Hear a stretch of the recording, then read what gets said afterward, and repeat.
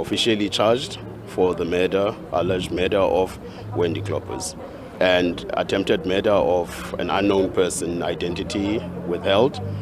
Then also with possession of an unlicensed firearm, also make unknown to the state, and ammunition also unknown to the state. February 16th, 2023, Delft, Cape Town.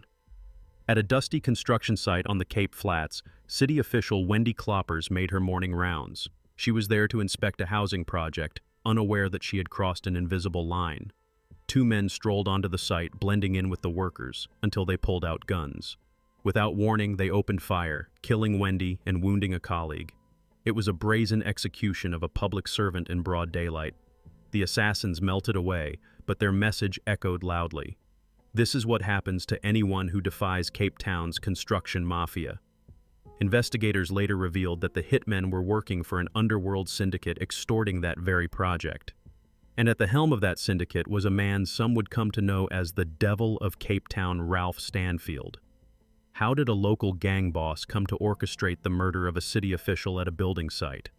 To understand that, we must rewind to the turbulent 1990s on the Cape Flats, when a different war was raging. Back then, Cape Town's ganglands were under attack from a vigilante movement called PAGAD, People Against Gangsterism and Drugs, which firebombed drug dens and hunted crime kingpins. Desperate to survive this onslaught, a powerful Cape Flats drug lord, Ralph Stanfield, brokered an unprecedented alliance among rival gangs. This multi-gang coalition became known as the Firm, a united front against PAGAD's crusade. For a brief moment, enemies stood side by side against a common foe. The Firm's power waned after PAGAD's leaders were jailed in the early 2000s, but its legend endured, and so did the Stanfield name. In 2004, Colin Stanfield died of cancer while awaiting trial on drug charges. On his deathbed, the old kingpin reportedly anointed his nephew, Ralph Stanfield, as his successor. At just 22 years old, Ralph suddenly inherited a ready-made crime empire, his family's drug contacts, loyal soldiers, and the fearsome reputation of his uncle. But there was one problem. Ralph lacked the underworld credentials of the generation before him. He had never been made in the prison number gangs. He wasn't a fully initiated 28's member. To traditional gangsters, he was an outsider to those sacred codes. Yet what he lacked in prison tattoos, he made up for in charisma and ambition. Over the next few years, the young Stanfield tightened his grip on his uncle's turf. The remnants of the Firm gradually rallied under a new banner, the 28th Street Gang, with Ralph as their de facto leader. In the streets of Cape Town, a new gang lord was rising. From the outset, Stanfield's rule blended old-school gang brutality with new levels of corruption. On the streets, his 28's crew enforced their turf with fear and blood. Neighborhoods like Valhalla Park, Delft, and Belhar became no-go zones for rival gang members. Any outsider foolish enough to trespass risked swift and brutal retribution. At the same time, Stanfield quietly armed his men through corrupt means. In 2014, he managed to secure 5 firearm licenses in a matter of days by bribing police officials. Bypassing normal procedures by funneling applications to a distant province, he got rubber stamp approvals for multiple guns. Armed with these permits, he legally purchased an arsenal of firearms and thousands of rounds of ammunition, all in preparation for the battles he knew were coming. In July 2017, Ralph Stanfield came face to face with the kind of hit he usually ordered. Late one night in Johannesburg's affluent Sandton district, his Audi sports car was suddenly riddled with gunfire. Gunmen ambushed the vehicle with a hail of roughly 14 bullets. 3 rounds slammed into Stanfield's upper one body, but by a stroke of luck he was wearing a bulletproof vest that day. Bleeding and dazed, he managed to hit the accelerator and drive a short distance before crashing into parked cars, overwhelmed by blood loss. Miraculously, he survived the attack and the wreck. In a desperate move, his wife Nicole chartered a private jet to fly her injured husband back to Cape Town under tight security. The Sandton hit was bold and highly coordinated, an assassination attempt in the heart of South Africa's financial capital. Police suspected it was linked to an escalating underworld feud back in the Cape. At the time, a violent contest over Cape Town's lucrative nightclub security rackets was raging. Other notorious underworld figures like Nafiz Modak and Mark Liffman were involved, and gangland alliances were murky. Perhaps rivals had targeted Stanfield, or perhaps it was retaliation for some double cross. Whatever the motive, the message was clear. Even a 28's boss wasn't safe beyond his stronghold. Yet the near-death experience only burnished Ralph's legend. He became known as the gang boss who walked away from a hit that would have killed most men. Between 2017 and 2021, Cape Town was gripped by a shadow war of gangland retribution. Tit-for-tat shootings and bombings rocked the suburbs as if a dark orchestra were playing a symphony of revenge. In December 2019, a brazen assassination shocked the city.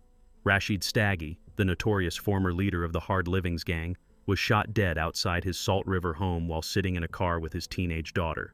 The murder of Staggy, who had been semi-retired from crime, sent shockwaves through both the underworld and the public.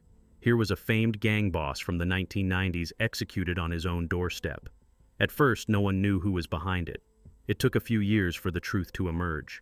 By 2024, investigators alleged that this hit of the decade traced back to Ralph Stanfield's crew. Police claimed that Stanfield, along with a close associate named Jonathan P. Joe Cloete, had arranged Staggy's killing, possibly to eliminate a legendary rival before he could stage a comeback or to settle an old score. Taking out Staggy was a symbolic power move that showed even a once untouchable gang patriarch could be reached.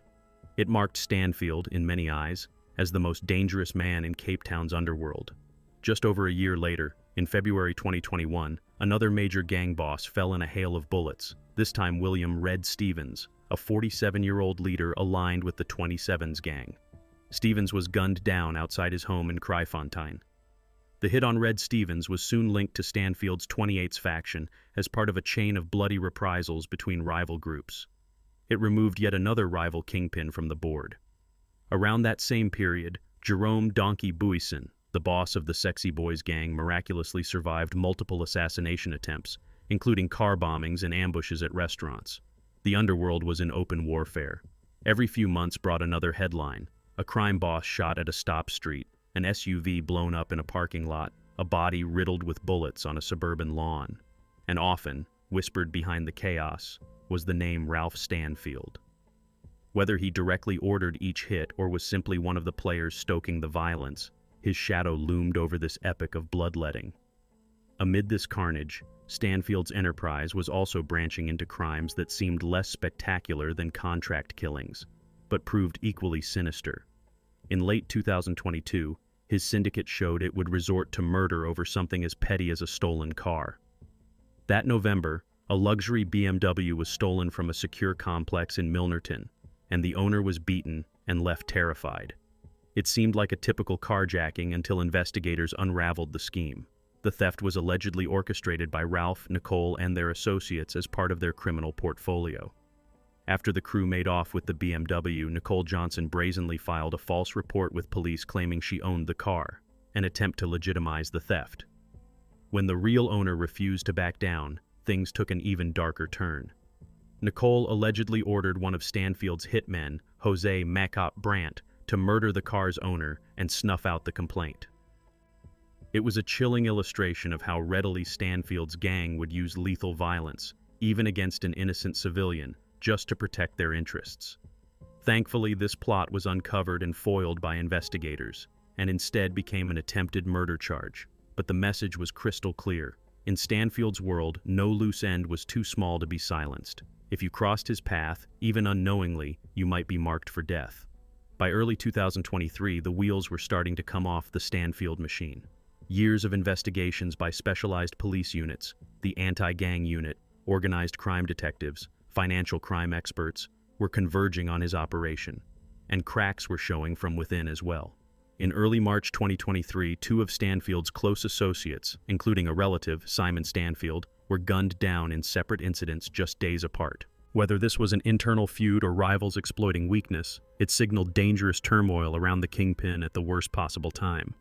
Then came the event that truly blew the lid off Stanfield's white-collar schemes. On March 15, 2023, the day after Simon's murder, Cape Town's anti-gang unit raided the offices of Malusi Bui, the city's housing director. Acting on a tip that this official was on Stanfield's payroll, officers seized laptops, files, and documents, anything that might tie municipal housing contracts to Stanfield's syndicate. The very next day, Cape Town's mayor suspended Bowie. The raid made headlines, exposing a gangster infiltration of City Hall. A respected public official was now suspected of conspiring with a gang boss to defraud the city of nearly $1 billion in housing funds. The pieces fell into place. Wendy Kloppers' murder a month earlier was revealed to be anything but random. She had tried to push back against extortion at that Delft housing project, and the construction mafia, allegedly directed by Stanfield, made an example of her. Now, with Bowie implicated and city contracts under scrutiny, the full breadth of Stanfield's operation was coming into view. It ranged from street-level thuggery to high-level corruption in government offices, all interconnected. The noose was tightening. Stanfield surely knew it was only a matter of time before the law came for him. That moment arrived in September 2023. In an early morning raid that month, officers surrounded Stanfield's upscale Constantia home and arrested Ralph and Nicole. The charge that finally stuck was the attempted murder of a former employee who had stolen from him, a man who had secretly turned whistleblower and given police the evidence they needed. Stanfield was denied bail and kept behind bars. After nearly 2 decades at the helm of Cape Town's underworld, the devil of Cape Town was now caged. Stanfield's removal from the streets immediately sparked chaos among both his allies and his enemies. It triggered aftershocks in the underworld. In Stanfield's strongholds, violence spiked in the weeks after his arrest, as if rival factions and rogue lieutenants were scrambling to fill the power vacuum. Then came a telling blow that marked the grim culmination of his reign. In November 2023, just 2 months after Ralph was locked up, his cousin and closest lieutenant, Mogamat Noor Meggs Stanfield, was shot dead in broad daylight. Meggs had been Ralph's second-in-command in the 28s. His murder felt like the final nail in the coffin of Stanfield's empire. Many suspected it was either an inside job or a rival's opportunistic strike to decapitate what remained of the gang's leadership. The old guard of the Stanfield network was being systematically eliminated. Meanwhile, investigators were busy tying together all the strands of Stanfield's alleged crimes into one looming case. In June 2024, Stanfield was brought into a Cape Town courtroom to hear prosecutors unveil a rapidly expanding indictment. What began as a single attempted murder charge had now ballooned into more than 30 charges against him and 12 co-accused. The case encompassed everything from gangland murders, like the hits on Red Stevens and Wendy Kloppers, and violent conspiracies, to the 2014 gun license fraud and the massive housing tender scam. Media outlets openly dubbed Ralph an underworld boss as the grisly scope of his enterprise spilled into public view. And still, the authorities kept digging. In October 2024, the state took an unprecedented step. Prosecutors announced plans to merge multiple cases into one giant mega trial, effectively putting Ralph Stanfield and over 40 co-accused on trial at once. The idea was to lay bare the entire web of his criminal enterprise by connecting all the dots, linking the Gangland hits, the murder of Wendy Kloppers, the gun-running scheme, and the massive tender fraud under one umbrella. This massive prosecution would show how all these acts of violence and corruption were interlinked threads in the same tapestry of organized crime. Among those added to the roster were former city official Malusi Bowie, now formally charged for his role in the housing scandal, and even several corrupt police officers implicated in the firearms racket. Defense lawyers protested that combining so many charges and defendants would be unfair and unwieldy, but a judge gave prosecutors the green light to proceed and granted them extra time to prepare. Commentators began calling it a potential trial of the century, a courtroom spectacle that could expose the inner workings of Cape Town's underworld. As 2025 began, the net widened further. On January 31, 2025, Stanfield's own brother Kyle Stanfield and Nicole's mother Barbara Johnson walked into court only to be added as new defendants in the ever-growing indictment. They were charged with defeating the ends of justice, essentially accused of trying to hide or destroy documents tied to the construction contracts and front companies used in the fraud. By then, the case listed 29 accused, set to rise above 40 if all the related cases were combined. In court, the once swaggering Stanfield now sat in the dock surrounded by family members, cronies, corrupt officials, and hitmen, the very network he had built, now unraveling before a judge. The authorities were clearly intent on bringing down the entire criminal enterprise. Today, Ralph Stanfield remains behind bars, awaiting that long-anticipated trial.